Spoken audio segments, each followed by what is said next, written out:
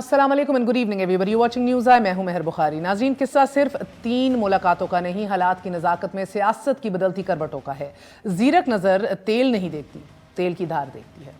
Army chief की वज़ीर आज़म से मुलाकात, मोहम्मद अली दुरानी की जेल में शहबाज शरीफ से मुलाकात और चीनी सफ़ीर की शाहिद खाकान अब्बासी से मुलाकात महज तबादला ख्याल की नशिस्तें नहीं, मुफाहमती प्लेयर के मुतहर्रिक होने का पता दे रही हैं। मोहम्मद अली दुरानी का सियासी ताल्लुक फंक्शनल लीग से ज़ाहिरन पीर पगाड़ों का पैगाम पहुंचाया, लेकिन जानने वाले जानते हैं कि कनेक्शंस कहां तक दूर तलक जाते हैं। और परवेज मुशर्रफ की काबीना में वजीर इत्तलात भी आप रह चुके आर्मी चीफ और DGISI की वजीर आजम की मुलाकात एक ऐसे वक्त में हुई कि जब खान साहब अपने ही तैयारी ना होने के बयान पर शदीद तनकीद की जद में हैं।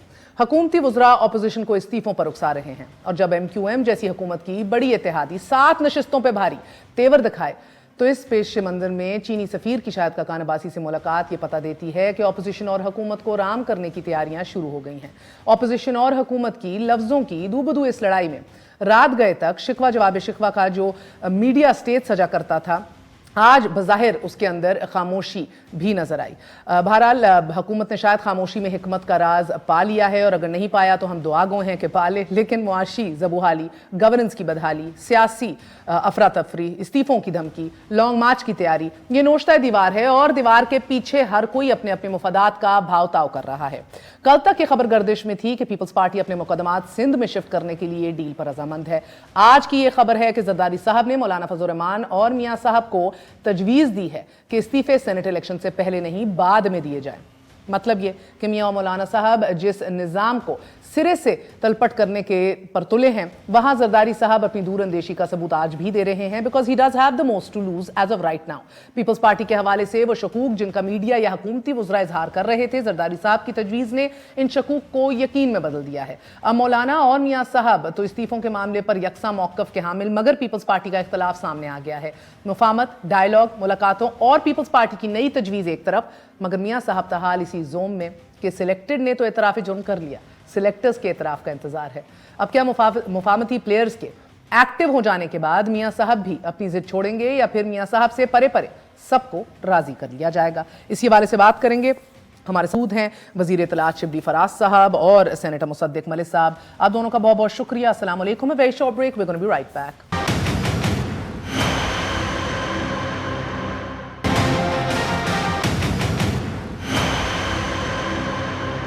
वापस आने का शुक्रिया। Welcome once again to news I. Shibli Faraz साहब, आपसे आगाज करूंगी।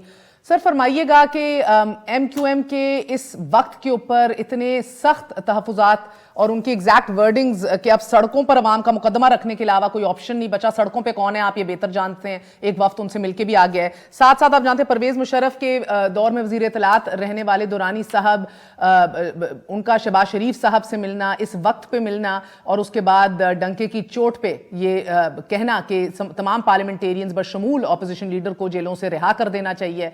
साथ ही पीर पगाड़ो साहब का एक्टिव हो जाना और काफ लीग का एक पुरस्रार खामोशी इख्तियार करे रखना इन 2 हफ्तों के अंदर, आपको लग रहा है कि अभी भी हालात हुकूमत के लिए मवाफिक हैं? बिल्कुल जी, बिल्कुल मवाफिक हैं। देखिए, it's basically a storm in a cup of T.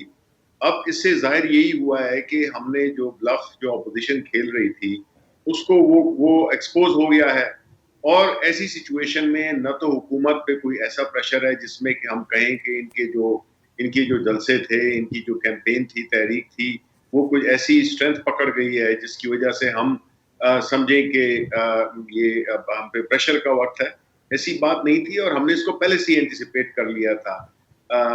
महर, बात ये है कि जब भी कोई चीज बगैर किसी एक कौमी मफाद के लिए चलने वाली बात को तो लोग उसको वो करते हैं, परसू करते हैं, लेकिन जो जाती मफाद के लिए जो भी तहरीकें चलाई जाए, सर, मुझे कता कलामी की माजरत शिबली फराज साहब, आप कौन ऑपोजिशन के ब्लफ की बात कर रहे हैं? इधर तो आपके अपने इत्तेहादी शायद आपको ब्लफ कर रहे हैं। आप सिचुएशन में यकसर आज की जो तब्दीली है जी। ठीक है, ठीक है, ठीक है। देखें, आप MQM की बात कर रही हैं, उनकी जो खदशात हैं बिल्कुल फंक्शनल अपनी लीग की जगह बात कर रही हूँ, बिल्कुल दोनों की भी।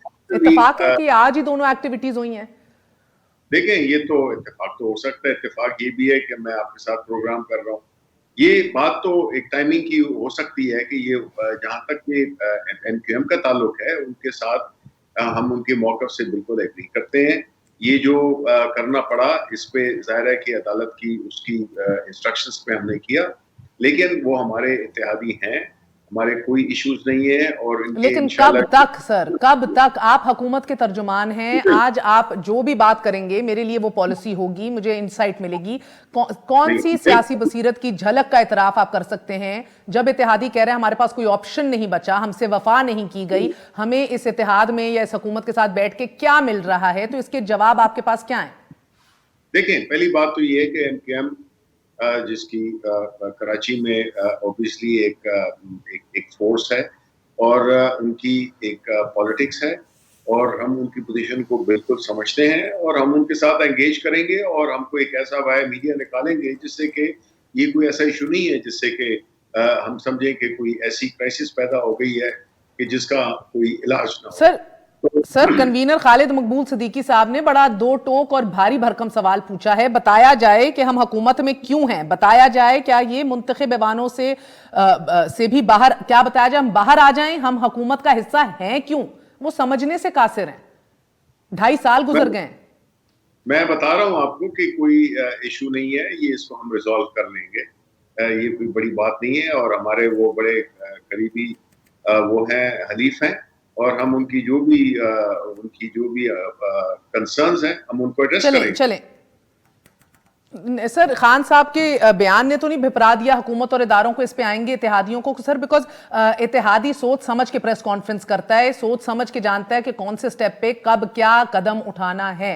अंदरूने खाना एक बातचीत हो, ऑफ द रिकॉर्ड खबरें भी निकल आए, वो भी उससे कतई नजर ये दो टोक प्रेस कॉन्फ्रेंस की गई है, तो इसके ऊपर एक्सप्लोर करते हैं इसे सर। मगर सेनेटर मुसद्दिक मलिक से भी जान लें कि इन हालात को जिनको सेनेटर साहब, जिनको वजीर इत्तलात साहब अभी भी अपनी और अपनी हुकूमत के लिए मुवाफिक जान रहे हैं, आपका इसके ऊपर आपको क्या समझ आ रही है?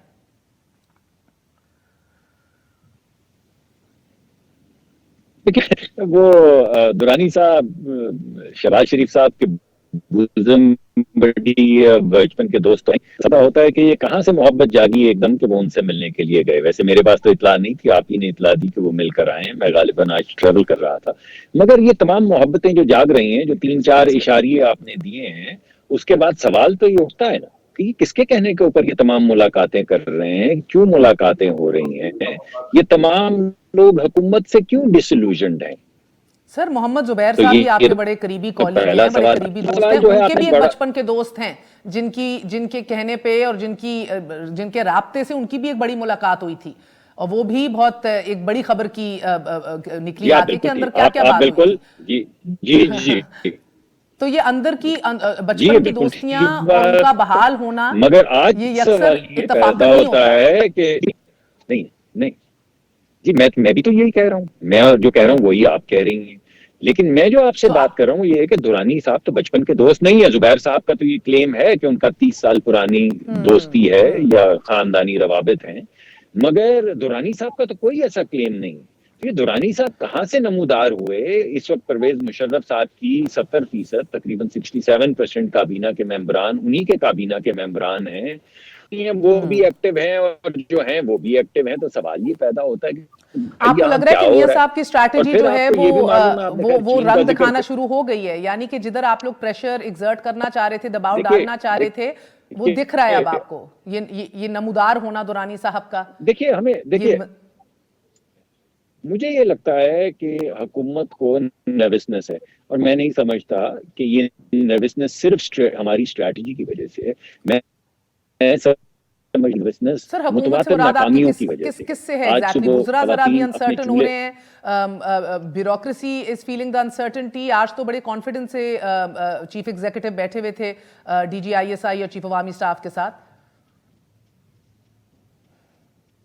देखिए बात यह है कि अगर मैं आपकी ये बात मान लूं तो आप अपना इब्तदाइया काट दें, तो फिर मैं आपकी ये बात मान लेता हूं। नहीं, मैं तो आपसे सवाल पूछ रही हूं सर, इतनी कंफर्टेबल नशिस्तें तो मैंने मियां साहब की नहीं कभी देखी, तो कहने का मकसद ये आपका इसके ऊपर क्या तज्जिया आपको लग रहा है? हाँ, अगर आप ये देखिए जी हम कठपुतली हुकूमत है और बी टीम है, तो हमारे पास तो जो हम कहते हैं वही आप भी वही इसरार कर रही हैं आज। और इससे पहले जो आपने इब्तदाइया दिया है वो अक्सर मुख्तलिफ है। आप दोनों में से नहीं नहीं सर, आपसे मैं सवाल पूछ रही हूँ, काम बात चल से- गया है सर, बात से राब्ते हो रहे हैं, मगर हुकूमत के लहजे में जो यानी सेनेट इस सर आपकी खेल आवाज जो थोड़ी सी चल कट रही है, रहा अपना है आपका let me go back to हुकूमत- शिबली फराज साहब। सर बज़ाहिर जो जी, बॉडी पूछिए। लैंग्वेज आप लोग मीडिया पे आके दिखाते हैं और जो चुनाव होता है आपका अल्फाज का, वो तो एक और कहानी बताता है। पसे पर्दे जो मुलाकातें हैं, पसे पर्दा और जो रवाबित हैं जिनकी हमें खबरें भी मिलती हैं, वो एक और कहानी बताती हैं।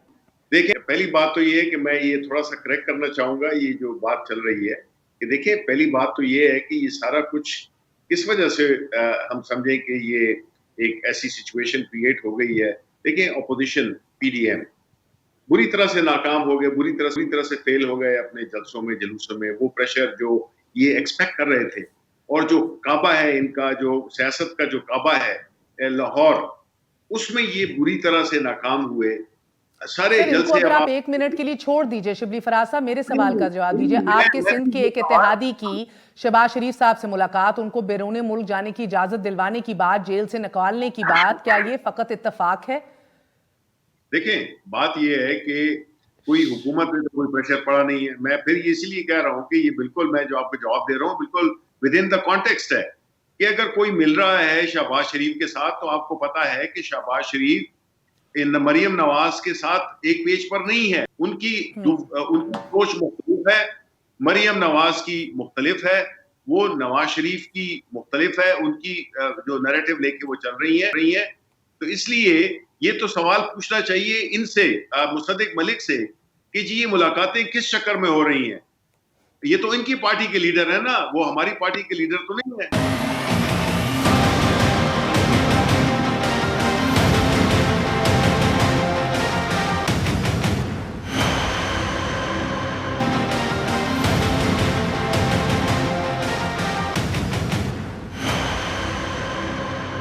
वापस आने का शुक्रिया, welcome once again to news आई।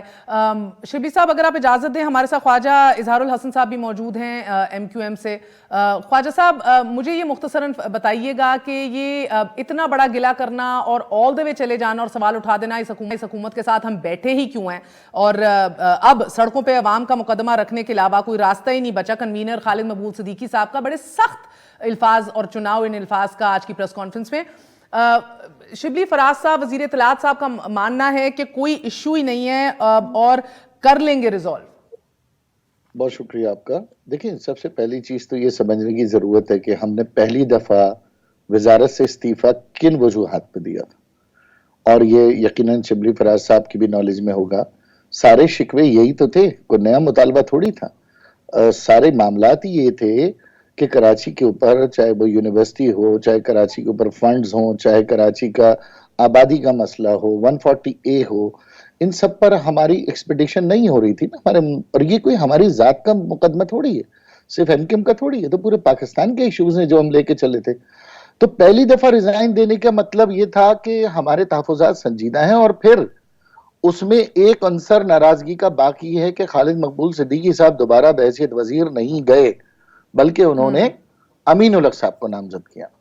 ये मेरा ख्याल है कि एक संजीदा जमहूरी एहतजाज था जो हमारे दोस्तों को, खासतौर पर प्राइम मिनिस्टर साहब को समझना चाहिए था। अब अगर हम दोबारा बैठे और काबीना में हमारे एक वजीर जिनकी बड़ी हिमायत है और वो नोट ऑफ डिसेंट लिखते हैं और उसके बाद वो CCI में चला जाता है कि जनाब जो मर्दमशुमारी हुई है उसके नताइज को हम तस्लीम कर लेते हैं, तो हमारा PTI का नारा इलेक्शन से पहले यही तो था। यही तो प्राइम मिनिस्टर साहब ने कराची के लिए भी कहा था कि आबादी कम गिनी गई है। आप लोग पहले भी अलहदा हुए, मगर आप हुकूमत का हिस्सा ही रहे, वजारतें छोड़ी, उसके बाद फिर वापस आए। सवाल आपसे ये है सर कि इस बार भी क्या एक दफा यही दोहराया जाएगा, वजारतें छोड़ के अलहदा कर लिया जाएगा और फिर एक दफा मनाया जाएगा, या इस बार संजीदा है बात? बिकॉज वजीर इत्तलात की बात से मुझे लगता है, महसूस मुझे ये हुआ है कि इतना बड़ा इशू नहीं है, बल्कि उनके एग्जैक्ट वर्ड्स हैं कि ये कोई इशू नहीं है, हो जाएगी बात। अगर इशू इतना बड़ा नहीं है तो आप इतनी एक्सट्रीम प्रेस कॉन्फ्रेंसेस क्यों करते हैं? मेरा ख्याल है PTI के दोस्तों को शायद ये गुमान जरूर है कि हमने पीपल्स पार्टी से तमाम जमहूरी इत्तेहाद के दरवाजे बंद किए हैं और हमारे पास शायद ऑप्शन यही बचा है। लेकिन मैं ये भी कहना चाहता हूं कि देखें, ऑप्शन अगर यही है तो ये ऑप्शन वजारत से बाहर रह के भी हो सकता है, हुकूमत से बाहर रह के भी हो सकता है, लेकिन इसका हतमी फैसला कल 2 बजे राब्ता कमेटी की मीटिंग है, जिसके बाद प्रेस कॉन्फ्रेंस दोबारा की सर, जाएगी। क्योंकि आपने ऑप्शंस की बात की तो मैं आपसे बड़ा सीधा सवाल पूछूंगी और प्लीज खुल के जवाब दीजिएगा। सर, एक दफा पहले भी मुस्लिम लीग नून का वफ्द आप लोगों से आके शाहिद खाकान अब्बासी साहब की क़यादत में मिल चुका है। क्या वो रवाबित अभी भी कायम हैं? क्या उनसे आप इन टच हैं? क्योंकि आज जब खालिद मकबूल सिद्दीकी साहब कहते हैं कोट अनकोट अब सड़कों पर अवाम का मुकदमा रखने के अलावा कोई रास्ता नहीं, तो सड़कों पर कौन है वो भी हम सब जानते हैं। रवाबित तो देखें हमारी तमाम जमातों से हैं, मौलाना फजलुर रहमान साहब से, पीपल्स पार्टी से, PMLN से। सियासत में कोई दुश्मनी तो एक्टिव नहीं। रवाबित हैं? दोबारा फरमाइए। एक्टिव रवाबित हैं? आधे मैं नहीं टेलिंग यू समझता टू कि आपकी टर्मिनोलॉजी को एक्टिव किस से तरह मैं मुराद है एक्सप्लेन सर कि करूं। आधे दो टोक अल्फाज में आपसे कह रहे हैं कि अलहदा हो जाइए, आ जाइए। नहीं, उनके कहने से कोई फर्क नहीं पड़ता। देखिए, मुतालबा चेयरमैन बिलावल भुट्टो जरदारी साहब भी फरमा रहे थे और 2 वजारतें खुशी खुशी खुद भी दे रहे थे। हमें वजारतें नहीं चाहिए। मैं फिर दोबारा कह रहा हूं, अगर हम वजारत से बाहर आते हैं या वजारत में रहते हैं, हमारा मसला क्या है? हमारा मसला में कम गिना गया, हमारा मसला हमारी तरक्याती काम नहीं हो रहे, हमारा मसला है पीपल्स पार्टी इस शहर के अंदर 2000 अरब रुपए खर्च कर चुकी है और एक यूसी बेहतर नहीं है। हमारे ये मसले हैं। हमारा मसला वजारत नहीं है, ना हमारा किसी और वज़रा से कोई इख्तिलाफ है, ना ही हमें कोई और लालच है। तो महर ये समझने की जरूरत है, खुद आप भी तो हमसे ये सवाल करेंगे ना 5 साल बाद कि जनाब आप इत्तेहादी थे तो क्या फर्क पड़ा पीपल्स पार्टी के साथ इत्तेहादी हो या PTI के? हमें वो फर्क तलाश करना है। सर, और उस मैं फर्क की एक बार अपने फिर आपसे पूछूंगी, ऐसे वक्त में ही आप प्रेशर क्यों डाल रहे हैं जब लॉन्ग मार्च, इस्तीफों और हुकूमत गिराने के मुतालबात जोरों पे हैं? सवाल इसलिए बहुत ज्यादा वजनी नहीं है कि जब लॉन्ग मार्च और कुछ भी नहीं था, हमने तब भी रिजाइन किया था। तब भी कुछ भी नहीं था मुल्क में, कुछ भी नहीं, कोई एहतजाज नहीं था। सर, मैं आपका एग्जैक्ट टाइम अगर निकाल के देखूं तो अख्तर मेंगल साहब इस इत्तेहाद के कायम होने के करीब निकल गए। ये काफ लीग ने पहला शाया अटेंड नहीं किया और उसके विद इन वीक्स ऑपोजिशन इकट्ठी हुई और आप लोग भी अलहदा हो गए कि हमारे मुतालबात और जो अंडरस्टैंडिंग थी वो नहीं माने जा रहे। सो ये मायनी खेज है ये वक्त, और उस टाइम देखें, के ऊपर जनवरी में इनको रुखसत करने की बात है। चले मैं एक और तरीके से पूछ लेती हूँ, आप अपना पुरसा डालेंगे इस दीवार को धक्का देने में या you not interested in that? हम सिर्फ अपने मसाइल और अपने शहरी सिंध के मसाइल हल करने में दिलचस्पी है, वो किसी भी तरीके से हल हो। आर्मी चीफ साहब तशरीफ लाए थे, 1100 अरब रुपए थे। हमारी उम्मीदें उससे भी वाबस्ता हैं, हमारी उम्मीदें वजीर आजम के इख्तियारात से भी हैं। हम चाहते हैं कि यहाँ पर हमारा काम हो, तो हमें तो हुकूमत गिराने में आपको कोई इंटरेस्ट नहीं है या अलहदा होने में? हमारे पास ऑप्शन क्या है? क्या हुकूमत गिरा के हमारी कराची की तामीर और तरक्की हो जाएगी? क्या हमें पीपल्स पार्टी बड़े नेक नियति के साथ कराची का हिस्सा कराची को दे देगी? ये तो बिल्कुल किसी सूरत मुमकिन नहीं। फिर ये 7 सीटें पक्की समझे हुकूमत? कल फैसला होगा राब्ता कमेटी के इजलास में कि हम किस हद तक जाना चाहते हैं। शिबली फराज साहब, ये किस हद तक जाना चाहते हैं? कल के फैसले से पहले आप लोग कोई मिशन या कोई वफ्त भेज रहे हैं इनके पास कॉन्फिडेंस बिल्डिंग मेजर्स के तहत? 2.5 साल से 3 दफा ये मेजर्स हो चुके हैं, इस बार क्या करेंगे? कल ये फैसला करने जा रहे हैं। देखिए, पहली बात तो ये है कि MQM रहमान बाबा तो है नहीं PTI के पास कोई जादू की छड़ी के साथ।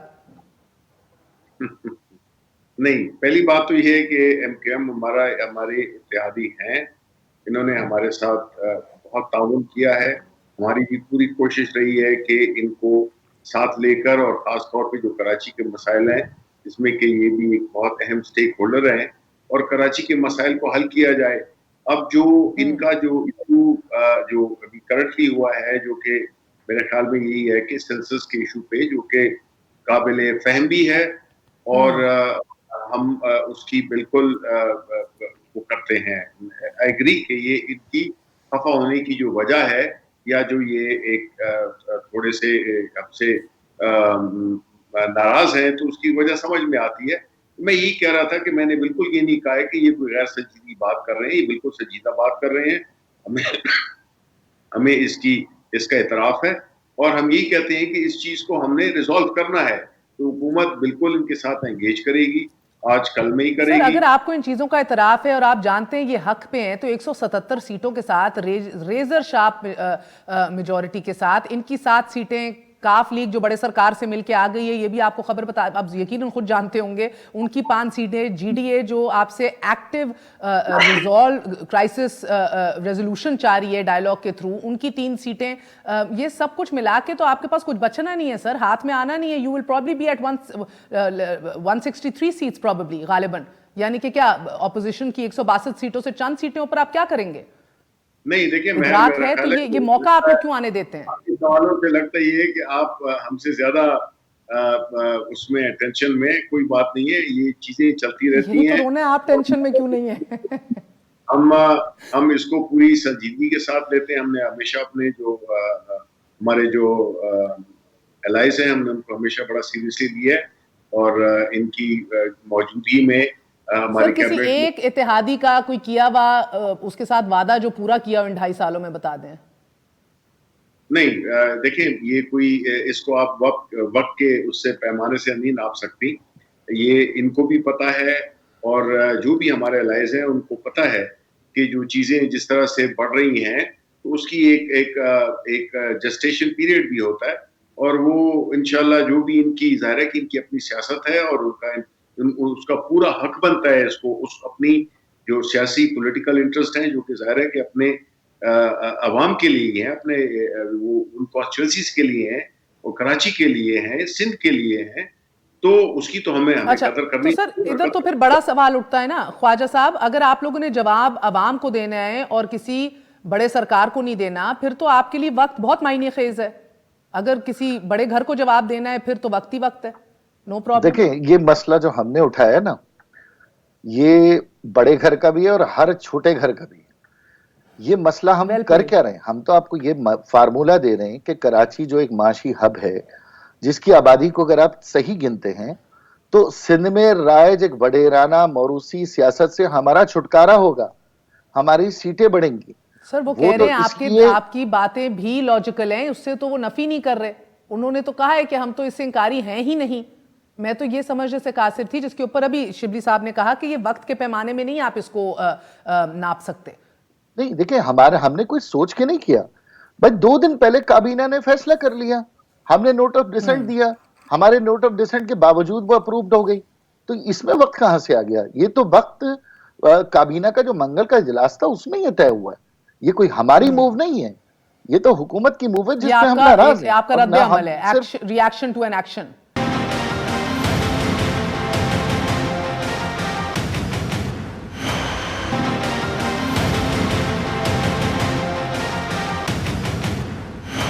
स्ट्रैटेजी में भी डिफरेंस नजर आ रहा है। जरदारी साहब प्री इलेक्शन रेजिग्नेशन सेनेट के नहीं देना चाहते, वो कहते हैं सेनेट इलेक्शन होने दो फिर करेंगे। मौलाना साहब मियां साहब दोनों इस बात के ऊपर इत्तेफाक कर रहे हैं कि पहले दे दीजिए। चलिए, अब मैं आपको पहले जिस सवाल का जवाब दे रहा था ना, वो आपने वो जो अंदरूनी खल्फिशार का अंदिया दिया उसका जवाब दे रहा था कि कोई ऐसा अंदरूनी खल्फिशार नहीं, एक बंदा तो तोड़ नहीं सके सिवाय निशात डाहा के।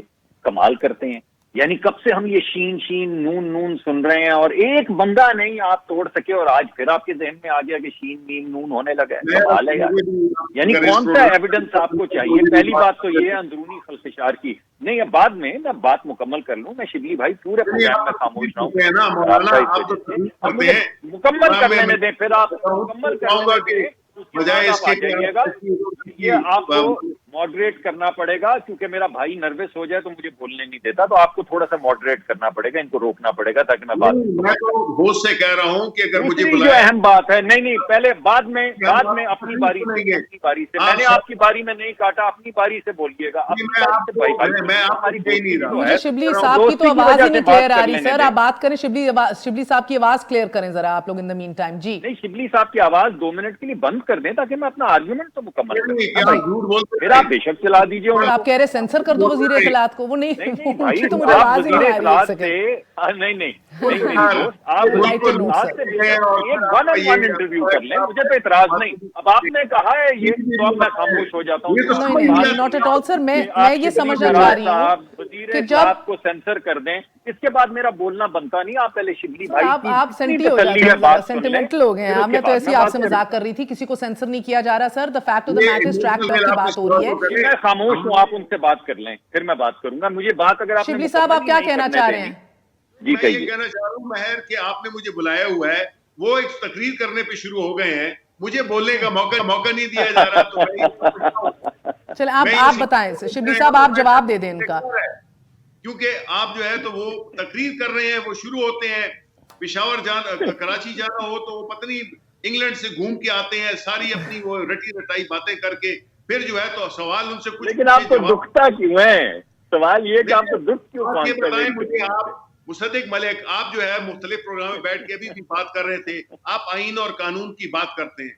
आपका लीडर इस मुल्क से मफरूर है, कानूनी तो जो उन्होंने सवाल पूछा उसके तरफ तो आए। आप भाग किधर रहे हैं? पैर जमीन पे लगाए ना, बात करें। इलाहाक आपका क्यों बैठा हुआ है और आप कानून और आइन की बात कर रहे हैं। आपको तो मैं तो नहीं समझता हूँ कि आप अपने हवास में हैं। आप कैसी बातें कर रहे हैं? आप गरीबों की बातें कर रहे हैं। आप तो मुझे आप तो गाली गलोच पे उतर आए हैं, हवास में नहीं है वगैरह वगैरह। ये क्या बात है? आप लोगों को बेवकूफ बना रहे हैं। आप अपनी जो है तो वो अपनी लच्छेदार बातों से जो है तो लोगों को बेवकूफ बनाएंगे। लाहौर में तो आपको साबित कर दिया है कि आप किसी मुंह दिखाने के काबिल नहीं रहे। आपको पेशावर ने रिजेक्ट किया, आपको लाहौर ने किया, आपको मुल्तान ने रिजेक्ट किया। अभी आप जो है तो उधर से जलसों से लेकर अभी आप गली मोहल्लों तक आ गए हैं।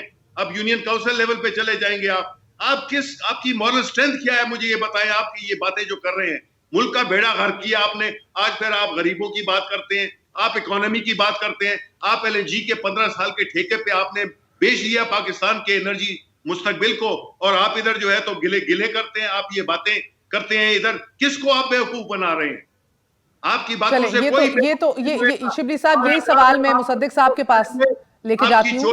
सर शिबली साहब एक सेकंड, क्योंकि मुसद्दिक साहब उनकी इस बात में वजन है कि रूल ऑफ लॉ की बात। आपने पिछली कौन सी बात, आपने कौन सी जो सवाल पूछा है मुझे सवाल जो बात आपने मुझे नहीं, आपने मुझे जो बात नहीं मुकम्मल करने दी, मैं आपसे सवाल पूछता हूँ क्यों नहीं करने दी? अच्छा, मुझ पे चढ़ाई कर दें सर, इससे कुछ नहीं मिलना आपको। मैं आपसे पूछ रहा हूँ मेरा काम सवाल करना है। मैंने आपकी बात नहीं काटी, आपने खुद शिबली साहब को फ्लोर दिया है। आपने कहा मैं चुप हो जाता हूँ, शिबली साहब बात कर लें। शिबली साहब ने बात की है, आपके कहने पे की है।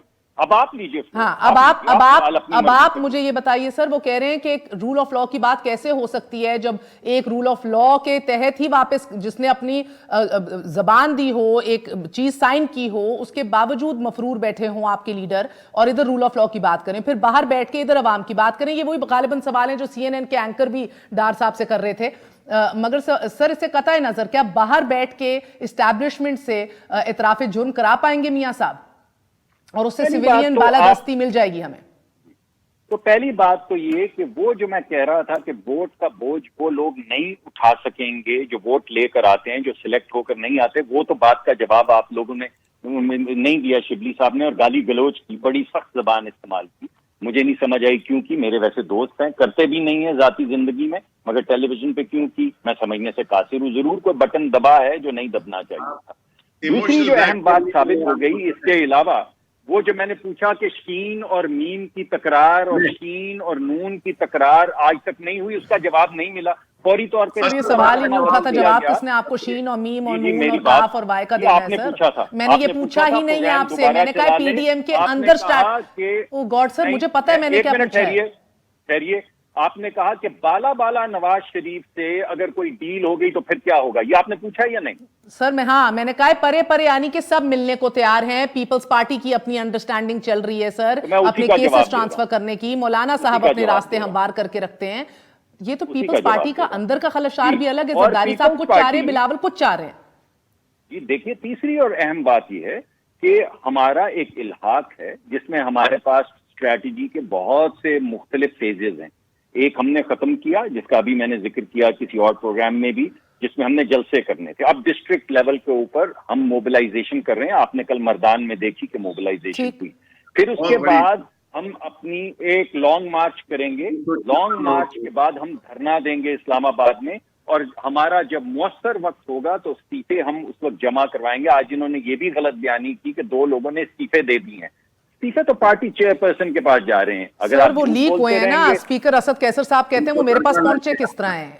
जिन लोगों ने इस्तीफे दिए हैं, मुर्तजा साहब और सज्जाद साहब, वो कहते हैं उन्होंने व्हाट्सएप ग्रुप में आपकी क़यादत से शेयर किए थे। वो घूम फिर के स्पीकर के पास कैसे पहुंच गए? आप कैसी बात, मैं कैसी बात कर रहा हूं? तो सुन लेना मेरी बात, जवाब सुनिए, हौसला दे रखें। जो इंटरनेट के ऊपर अपने इस्तीफे लगा रहे हैं, अगर कोई डाउनलोड करके ले जाए। सर ये तो आप कह रहे हैं ना, मैं तो मोहम्मद सज्जाद साहब ने नेशनल टेलीविजन पे आके जो सवाल उठाए, मैंने तो वो आपके सामने रखा है। वो कह रहे हैं हम तफ्तीश कराएंगे पार्टी में। मुझे बात तो कर लेने दें। तो आज क्या हुआ, मैं जवाब तो ले लें आप। अगर मैं कोई इंक एंड पेन के अंदर अगर कोई रेजिग्नेशन है तो आप सामने ले आइए। और अगर वो डाउनलोड हुआ कोई प्रिंट आउट है तो वो तो किसी का भी जो इंटरनेट पे डाल रहे हैं कि हमने ये इस्तीफा दे दिया, पहले दिन भी आपने दिखाए थे, कोई भी शख्स कह सकता है कि ये तो स्पीकर के सर पास मेरा चला गया। वक्त खत्म हो रहा है, मुझे एक बात जल्दी से बता दीजिए, क्या जी, मियां जल्दी साहब से के बाहर बैठे हुए वो एस्टैब्लिशमेंट से इतराफ जुर्म करवा लेंगे? जी, वो इस मौजूदा हुकूमत से एतराफ़ जुर्म करवाएंगे, जो उनको ला रहे हैं, सपोर्ट करवा रहे हैं, जो हुकूमत में हैं, सब एतराफ़ जुर्म करेंगे, क्योंकि जुर्म का बोझ जो है वो गरीब आदमी पे पड़ गया है। अब आप सुनना चाहें तो सुन लें, नहीं सुनना चाहें तो फिर रात कोई और नई बात शुरू कर दें। गरीब आदमी पे जो बोझ पड़ रहा है गुर्बत का, जो माएँ रो रही हैं, जो बिजली के बिल नहीं दे सकती, जो जिनकी गैस नहीं आ रही, वो क्या करें? जी शिबली साहब, ऐसा तो नहीं होगा, ये बोझ तो आपको उठाना ही होगा। आपकी जो कारकर्दगी है, जो वज़ीर आज़म माने चलिए सर, शिबली साहब का जवाब ले ले, मैं रैप अप कर दूं। निकलनी है, मुझे मालूम ही नहीं था हुकूमत कैसे चलानी, मैं तैयार ही नहीं था, खुद आप कह चुके हैं कि मैं तैयार नहीं था, मुझे हुकूमत चलानी नहीं आती। शिबली साहब का जवाब ले लीजिए। तो भाई फिर आपको ये बोझ उठाना पड़ेगा। शिबली साहब, ये एक्सपेरिमेंट की लैब तो नहीं थी कि आप लोगों के मुस्तकबिल और उनके बच्चों से खेलें, अपनी ऐसे नहीं चल सकता भाई। इसमें आपको शर्मिंदगी होगी और आप वोट का बोझ नहीं उठा सकेंगे। मुसद्दिक साहब, शिबली साहब की मुझे आवाज ही नहीं आ रही, मुझे सुनने तो दीजिए वो क्या कह रहे हैं। जो भी आपने सो कॉल्ड तहरीक थी वो बुरी तरह से नाकाम हो गई है। वो आपकी बातों से, आपके लीडरान की, आपकी पार्टीज की गुफ्तगू, आपके मुतजाद बयानात। शिबली साहब, ट्रैक 2 डायलॉग के ऊपर आपकी क्या राय है जो आज दुरानी साहब ने सजेस्ट किया है? देखिए, जो डायलॉग करने की हर एक को इजाजत है, वो एक इंडिपेंडेंट लोग हैं, इंडिपेंडेंट पार्टीज हैं, वो अपने करें, बिल्कुल करें। हमने भी कहा है कि हम मज़ाकरात करते हैं, पार्लियामेंट में आके बैठे, पार्लियामेंट में चीजों के मसाइल का हल ढूंढे, पार्लियामेंट में आकर हमने बहस कर। सर, आज आपके इत्तेहादी ने कहा कि पार्लियामान ही डिसफंक्शनल है, इसको फंक्शनल बनाना है, ये भी पैगाम वो लीडर ऑफ ऑपोजिशन के पास लेकर गए। आपके इत्तेहादी इस पार्लियामान को डिसफंक्शनल कह रहे हैं। नहीं, डिसफंक्शनल तो वो उस लिहाज से ठीक कह रहे हैं कि जो ऑपोजिशन है उसका तो एजेंडा ही अपना ही है, जाती एजेंडा है, जिसको कि पूरी पार्लियामान नहीं उसको उठा के इनको एनआरओ दे सकती। वो तो ये एक्सपोज हो गए हैं। हम तो कल इजलास बुला सकते हैं, ये आए। ये तो कोविड जैसी मोहलिक बीमारी में लोगों को झोंक के, और इनको सुकून नहीं आया। ये जो मुल्तान में, ये जो लाहौर में, ये जो पेशावर में जो कोरोना की जो वो वबा, तो सर आप कंप्लायंस सेशन सर कब आएंगे? जब सड़कों पे इज्तिमा हो रहे हैं तो ऐवान में भी होंगे? नहीं, ऐवान में होंगे तो किसी प्रॉपर, जिस तरह के पहले भी इज्तिमाई दानिश है इस मुल्क की, उसको भी हरकत में आने दें सर। नहीं, देखें, पहले भी हुआ था इजलास जब कोरोना था, उसमें हमने अरेंजमेंट्स की थी, वो हम अभी भी कर सकते हैं। अभी सेनेट का इजलास 30 तारीख को हो रहा है। आए, ये बजाय इसके कि अपने लीडर के लिए एनआरओ मांगने के, ये मुल्क की मसाइल पे बात करें, कोरोना से के बारे में बात करें, इकोनॉमी के बारे में बात करें, और अकाउंटेबिलिटी के बारे में बात करें कि उसको किस तरह से बेहतर बनाना है, और एनआरओ की सूरत में नहीं। शिबली फराज साहब, आपका बहुत बहुत शुक्रिया। सेनेटर मुसद्दिक मलिक साहब, शुक्रिया। नाज़रीन, मुख्तसरन बताती चलूँ, मौलाना फजल रहमान ने 2 जनवरी को पीडीएम का सरबराही इजलास तलब कर लिया है, और हमारे ज़राए हमें बता रहे हैं जनवरी ये इजलास अभी होगा, और सरबराही इजलास लाहौर में ही मुनक्कद किया जाएगा, जिसके अंदर बिलावल भुट्टो जरदारी भी होंगे, मरियम साहिबा होंगी, अख्तर मैंगल साहब, महमूद अचकजई साहब होंगे, आफ्ताब शेरपा साहब, मालिक बलोच साहब, ओवैस नूरानी साहब, मियाँ इफ्तिखारी, सब बराह रास्त शरीक होंगे इसके अंदर, जबकि मियाँ नवाज शरीफ साहब, आसिफ अली जरदारी साहब वीडियो लिंक के जरिए इजलास में शरीक होंगे, और फैसले बड़े अहम किए जाएंगे। इज्तिमाई इस्तीफ़ों के हवाले से, लॉन्ग मार्च की तारीख के हवाले से का तयन किया जाएगा, और ज़िमनी इलेक्शन और सेनेट के इंतखाबात में शिरकत के हवाले से भी संजीदा मुशावरत की जाएगी, क्योंकि एज ऑफ राइट नाउ इसके अंदर बहुत मुख्तलिफ आरा सामने आ रही हैं, और कोई एक बात के ऊपर मुत्तफिक पीडीएम के अंदर नहीं हुआ। इजाज़त दीजिए, गुड नाइट, अल्लाह हाफ़िज़।